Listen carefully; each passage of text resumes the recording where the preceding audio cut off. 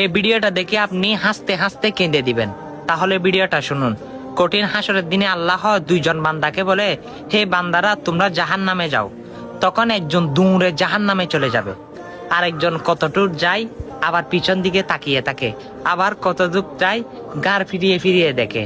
তখন আল্লাহ রাব্বুল আলামিন বলে, হে ফেরেশতারা, একজন দেখি জাহান্নামের কথা শুনে দুধ দিল, আবার আরেকজন দেখি আস্তে আস্তে হাঁটতেছে এবং পিছন দিকে তাকাচ্ছে, ব্যাপার কি?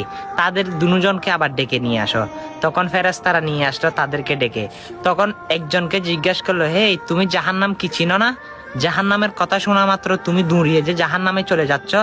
তখন সে বান্দা বলে, আল্লাহ জাহান্নাম তো আপনি সৃষ্টি করেছেন, আর আপনার কথা যদি হাসরের ময়দানে না শুনি তাহলে কেমন বান্দা আমি আপনার কথা শুনে আমি জাহান্নামের দিকে দাবিত হতে লাগলাম, আর আপনার কথা শুনে যদি আমি জাহান্নামের দিকে যাই সে জাহান্নাম সে জান্নাত হয়ে যাবে। সুবহানাল্লাহ।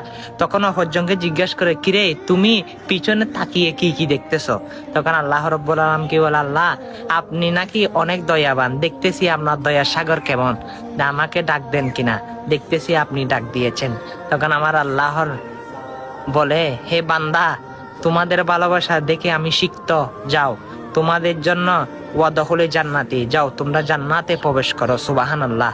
হ্যাঁ, কঠিন হাসরের দিনে এইভাবে হাজার হাজার উম্মতে মুহাম্মদের উম্মতেরা দেখবেন জান্নাতে প্রবেশ করবে। আলহামদুলিল্লাহ।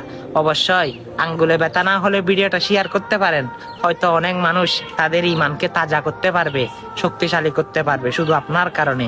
আপনিও জান্নাতি 100 ইনশাআল্লাহ।